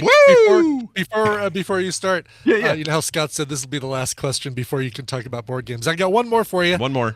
But it is about board games. Did you back Simon's Marvel United multiverse? So, I don't know if you're aware of this. I may have a problem. So. I've been trying to cut back on my spending on Kickstarter and games because I have a real problem with Kickstarter. My frost statement just came in. I'm like, all right, so maybe this will hold me off, so I don't feel like. But I still end up backing things here and there. But I had to hold off. I do have what's funny about the board gaming community, and I don't know, Brian. I don't think you have like a huge gaming group or anything. Like the good thing about having a game group is that there's always somebody. Like if I was over there, I'd be like, well, I don't have to back this because I know Brian's backing this, and I can just play his copy. I'll play his copy, right? Exactly. I have a way bigger gaming closet than I do a gaming group of friends that come over and play these damn games. Yeah. So I mean, when we get this, just tell the government or whoever the hell's in charge of this stuff. Can we please have teleporters so I can play? We can have game night with Scott and Brian. Oh, that'd be so great. That'd be so much fun. Are you kidding me? For sure. Because then I could just teach Scott rules. Yeah, I don't need to read them. You can just tell me. Yeah, screw that reading business. I just watched that dude on YouTube who's always smiling. I'm going to tell you how to play Marvel Remix. It's a game for 4 players. Is it Rodney? Is it the Canadian guy? I don't know. He does Watch It Played. He's one of the more popular guys out there. He does a really good job. Always smiling, like super friendly voice, and he always flips the game box and then catches it. And yes, that's Rodney. So Rodney does Watch It Played. Okay, yeah. He's a great guy, and he does a good job with his. There's just something about the way he delivers, and it's nothing personal to Rodney. And I do this with other videos. If I watch a video that's more than 10 minutes with Rodney, I start nodding off because he just has that. I know. It's like I'm vegging or spacing out, and then all this is now basically now the basic rules of the game. Blah blah blah. I'm like, crap, really? I'm Do I watch really? this again because I completely zoned out. Yeah, that definitely happens. Oh yeah. All right. Well, speaking of zoning out, easy one that you both would love, and I know I've mentioned the base game of this in the past, and so what I'm going to do is next month when I come on, or in April or May or whenever Scott, brings me in. But I'm just kidding. So next month when I'm going to do the top 5. Scott, did I put you to sleep? No, I'm always awake for you, Dan. Never asleep for Dan. Dan is my every waking moment. I think of Dan, all the waking times. You're good. So I'm going to do my top 5 of last year next month. But I did want to mention one and it's going to be a little bit different because, speaking of Steven Schleicher and major spoilers, the top 5 board games of 2022 just came out, I believe, last week or this week, where I give my top 5 games of the year. But I'm going to change it up a little bit for you guys. I'm going to tailor it more for our audience here and tailor it more for Scott and Brian. So I'm going to put some Scott picks and Brian picks in there. Oh, nice. To make my top 5 next month. I'm going to have an honorable mention that I did have as one of my top 5 of 2022. So go check out the top 5 on Major Spoilers Network, where I do the top 5 Express Board Games edition. Sorry, plug there for Steven for you. And so this number 5 was Clank Catacombs. Now, Clank is a game. It's a deck building game. It's a dungeon crawler. They also have Clank in Space, which is more of obviously in space. Is a little more sci-fi themed. But Clank Catacombs is an amazing game. The base game Clank is a dungeon delver where you have a board out there and it's deck building. So Scott, you would love it. It's deck building with cards and card based. So you're moving around the board, and the whole idea is that you're trying to get into the dungeon, get a treasure, and then leave before the dragon kills you. And because anytime you make noise, that's what they call clank. Clank is basically making noise in the dungeon. So anytime you make noise, eventually the dragon will wake up. It'll put some cubes into a bag, and you'll draw the bag out. Now, what's different? And then as you take damage, you could die in the catacombs or actually above ground where you can still win. If you die in the catacombs, you can't win. But if you die above catacombs, or they don't call it died, it's like pass out. You don't want to say you don't want to say you died for a family game. Yeah, sure. Yeah. But what Clank Catacombs changes up is that there's no board to it. You actually just have these kind of tiles that you're kind of making the board as you play the game. And since it's kind of all randomized, the game's going to be a little bit different every time, so it doesn't get very samey and it's not really solvable as regular Clank could be. When you're playing it with a set board. But it's really great because there's a lot of cool interactions and then you can still, it's the same basic premise. You're going in, you're getting other treasures, you're getting some abilities, and every round you're able to add cards to your deck. So you're either thinning out your deck or fine-tuning your deck. And then as you go in there, you're going to find a treasure, and then you're going to get the hell out, because after somebody gets a treasure, you're pulling more cubes out of the bag, so that the dragon's doing more and more damage. So there's also regular cubes in the bag, and then you'll put your own cubes in the bag. So you're just trying to not get as many of your own cubes in there. It's really, really fun. Only takes it's one of these 1 hour wonders. Maybe a little bit longer the first time you play it, just because to get the whole feel of the game. But it's such an easy game to play, an amazing game. Scott, you would absolutely love this. All right. These are the kind of ones that I don't want to call them, for lack of a better term, for anybody that's kind of like a novice in gaming, it's like a Gloomhaven Light in a way, because you get that dungeon crawl experience, but it's not really a crazy campaign-y. There's not really as much of making your character. You're just going in there for that cool dungeon crawl experience as a light, very rules heavy. It's like Baldur's Gate versus Diablo. You're playing Diablo for the action and the quickness and the whatever, but you're getting the dungeon crawl, you're getting the loot, you're doing all of that. But if you really want a slower, more rules-based sort of thing, you go Baldur's Gate. I totally get Absolutely. it. Yeah. I picked up the original Clank, so not Catacombs, but Clank at the end of last year based on your recommendation. So it's time to get the Gloomhaven group back together to play that one. Oh, have you played any of these? So Clank has a lot of great expansions. No, I haven't even played the base. I've got it. I've taken the plastic off, and I might have even punched all the little cardboard chits out, but I have not. So here's something you'll absolutely love, Brian, and it's one of my favorite things. There's an app, so it's made by Direwolf Digital. There's an app for it that you can play it solo. I mean, you can play it solo anyway, but the app makes it perfect for solo. You absolutely love it. Don't worry about Tina and trying to beg her to play a exactly. I played this a million times, and you select like which base game you have. If you have any expansions or if it's Clank Catacombs, you select it, and it basically you go from there, and it tells you kind of what happens, or what to do with it. It's so user friendly. It's amazing. I'm in. He's in. in. Yeah, you're in. You're always in. Are you kidding? You're in. You're like a hot fad, Brian. You're in. I'm in. Yeah, exactly. You're the hot new fad. That's Clank. I'm out, Jerry. I'm in. I'm out. That's Clank Catacombs is that recommendation. Very nice. Excellent. So now I got to go approve some Cosentix and some Dupixent at work. Yeah, go get that done, and then warn them that they might have blowouts and heartburn. Can you do that when you do it? What's the one that's got the bulldog that there was like a little bulldog who sings the I don't remember that.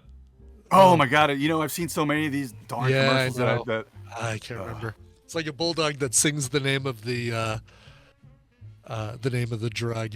Oh yeah! All I have in my head right now is the stupid Mucinex commercials with the big pile of mucus that's yelling. Oh yeah! Everyone likes an animated mucus ball. It's the best. I'm still singing that damn Magic Pilot. Exactly. There was one. I will admit last night. I'll admit last night there was one commercial in between all of this that was Dr. Quinn Medicine Woman. I can't think of her real name. What's her real name? Anyway. Her real name is... Old actress, been around forever. Different-eyed woman lady. That's her. Playing... Jane Seymour. Playing and pushing a mobile game that I guarantee with all my soul... With all of who I am inside, I guarantee she's never played even once. Oh, for sure. But Jane, that's crazy. Yeah. One of the last people I'd expect to push a mobile game is Jane. I've seen some of those ads. It was dumb. I've seen some of those ads, and it even says in the corner, what's the service that you can pay them to like call your friend? Cameo. Yeah. So some of these ads, it even says Cameo in the corner, so they've paid these celebrities to do these ads. Oh, they just did them like a cameo. Yes. Lord. Yeah, there are a bunch of those. Like Jenny McCarthy does one for some stupid slot game where it's like, oh my God, you guys. And she's, the camera she's holding in her hand and it's like jiggling all around. Like, oh my God, you guys, you have to play this new slot game and you can actually win money. And she's like, that's fine. Except I don't mind doing, like, Cameo doesn't bother me. But when they do that, freaking F off. You've never played that game, Jane Seymour. And I'm never going to watch Dr. Quinn Medicine Woman again. Dan, it's always a pleasure. Good to have you back. We'll see you next month with more. It's Dan Patrice, everybody. Geek. What is it? Geek Jock Dan on Twitter, and we're putting out a new Geek All Stars real soon with the top. With the top 11 of 2022. We'll be recording real soon. Thanks a lot, boys. I keep wanting to add blog. I don't know why I want to put blog at the end. Well, of your that was my name. old thing. I changed it to Geek Jock Dan because blog made me sound like way more of a boomer than I really am. Yeah. Hey, old man, how's your blog? All right, have a good one, and we'll see you at the next stomach injection. Bye now. All right. I really disliked it because it was not only that, Brian, but you had to take this stuff and inject it yourself. So it wasn't go in and have it done. I had to sit there and push it into my belly and then hit the thing, and it went ching, like almost like a Star Trek one, you know, it goes into you or whatever. Hurt. It freaking hurt. And then I was sick. I hated it. All right, moving on. They don't tell you that in the commercials, or maybe they do, and I just got distracted by beautiful, colorful moments. Right, it's all exactly. Zions. That's how it works. Pops and Reclines asked if it was the Apiquel. No, it's like, dang it, it was a bulldog that sings, and I could have sworn it began with an O. It was like, Ozempla, Ozempla, Ozempla, and I could only get that dang song, but it wasn't Ozempla, but it was something like that. Sounds like a Klingon in their holy song. And basically, that's Klingons when they sing sound like what you think a bulldog would sound like. Perfect. Basically what it is. Yes. Yeah, that's perfect. Yes. Well done, everybody. That was awesome to have him on. We are out of here. Before we get out of here, though, a quick reminder that patreon.com/TMS is a thing, and if you would like to join us, you'd be welcome to. You will get all kinds of benefits for doing so, as I talk about each and every day. You get couch parties on the weekend, art in the mail, no commercials ever, pre-show content every day. Why not sign up now? If not now, when? And if not us, who? Ooh. All right? So go check it out, patreon.com/TMS. Let's get out of here. Let's go with a song, though, before we go. What do we have? Okay. Well, we got a request that's going out to, there it is, Will Shekel. Will says, Dear Scott and Brian, last Thursday, my best friend John tragically lost his father Al to a heart attack at 53. God, that's so young. Yeah. Many longtime listeners may remember John as Brian's former TDS representative. Totally remember that. And also asked me to be the best man at his wedding over TMS. Like, did it during a request. Yeah. We are shocked and devastated at Al's passing, especially John and his brother. His brother Joey, who were very close to their father and would usually spend time camping and riding bike trails in Wisconsin. I know a song won't make things better for my friend, but I'm just hoping it provides a temporary distraction for him during these very difficult times. Brian, I've attached the obituary in case you feel that there's anything else that you think would be good to mention. There's honestly too many good things about Al and the man he was to fit in this one request. Love the show, though, Will. Oh, man, dude, that sucks. Rough, man. And pass along my condolences to John and his family, because that's so young to lose your father. Jeez. Yeah. It's literally me and Brian's age, too, which is not, Totally. It's not lost on us. So Yeah. that's tragic. That's awful. Well, John is a huge fan of the White Stripes, and so let's play this as hopefully a little bit of a distraction for John right now. Here is a cover. I'm surprised I haven't played this before, because this is such a great cover. This is a cover of My Doorbell by KT Tunstall. She recorded this, a couple of years ago, 2021, I believe. I don't have a date on this, but I'm pretty sure that's when it was. Here is KT Tunstall and My Doorbell. That'll do it for today. We'll see you guys tomorrow on a brand new episode of TMS. This show is part of the Frog Pants Network. Frog Pants Network. Get more shows like this at frogpants.com. Yeah. Yeah, that's what I'm saying. That's what I'm saying right there. That's what I'm saying. All right. We did it. We did it. Now we have to do titles, because we did it. Dice Tomato says, like, White Stripes doorbell? What? Yeah. Said it a bunch of times. My Doorbell by the White Stripes, covered by KT Tunstall. Oh, he didn't.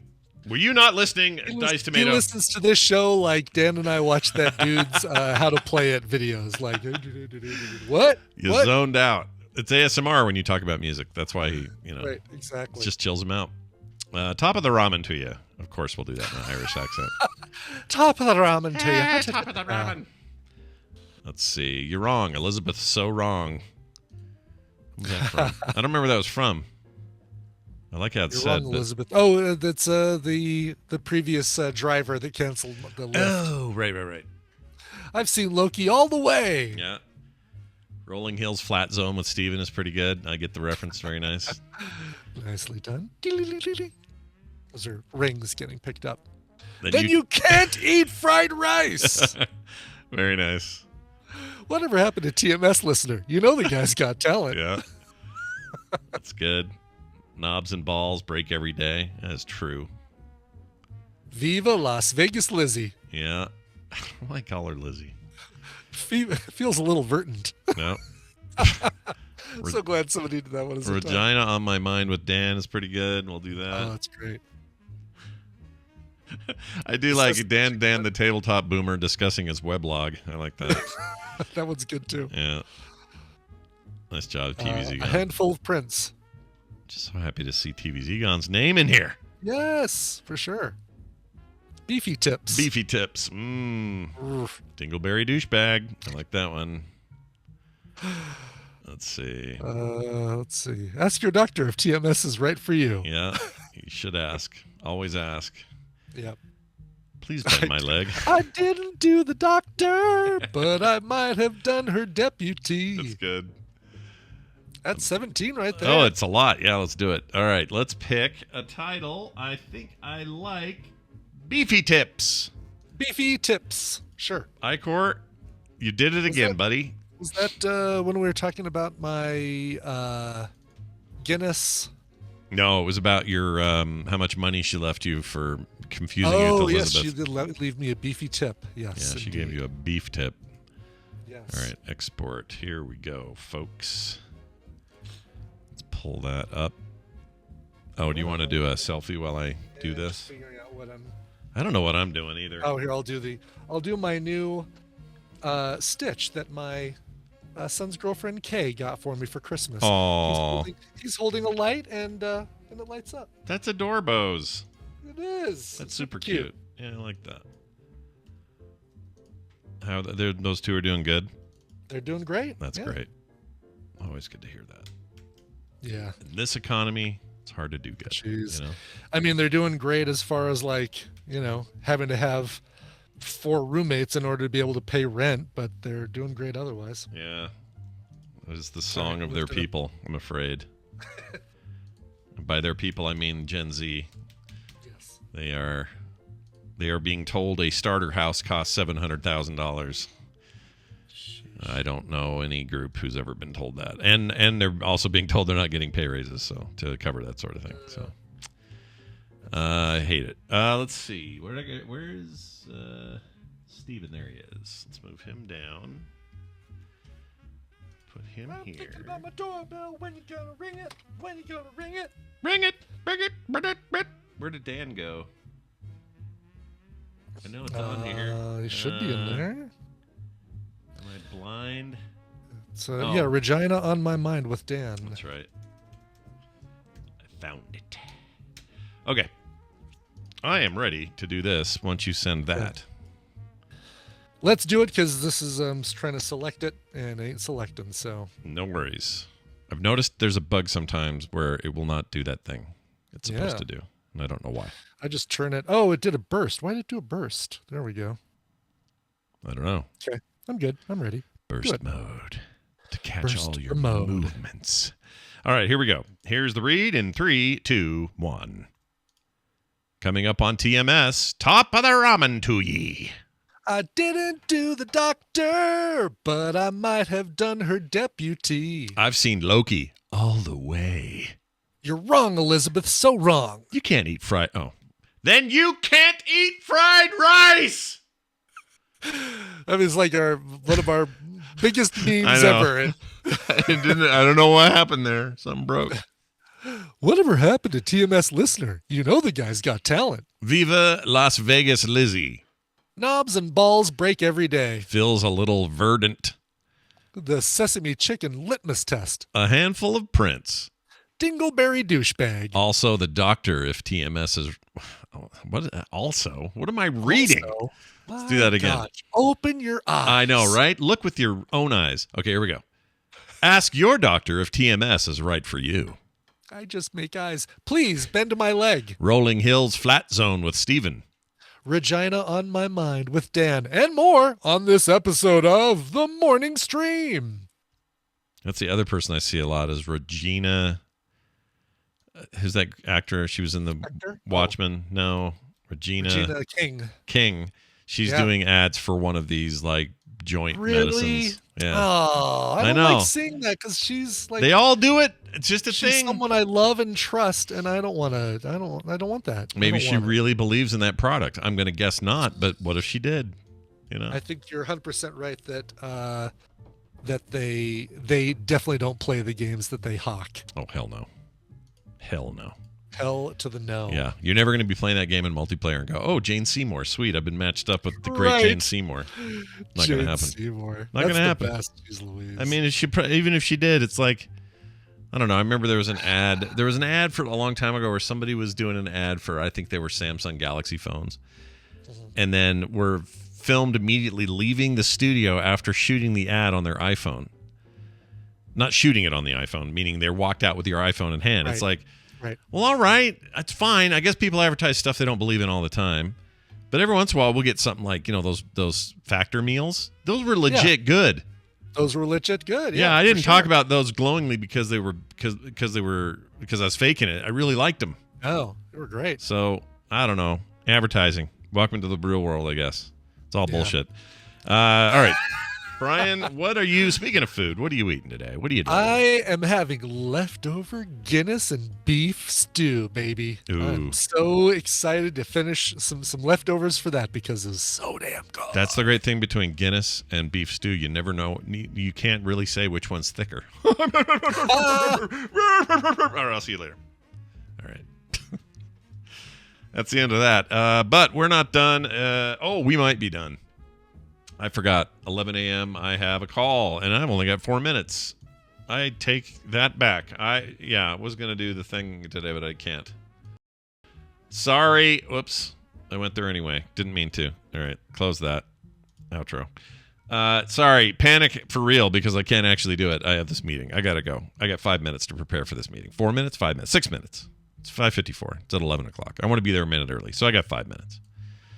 Sorry. We'll do it tomorrow. All right. Be good. Be nice. Be kind. Be clean. I don't mean your comedy act. I mean like your armpits and your ears and stuff. Okay. And do that for me. Will you do that for me? Okay. That'd be great. I appreciate it.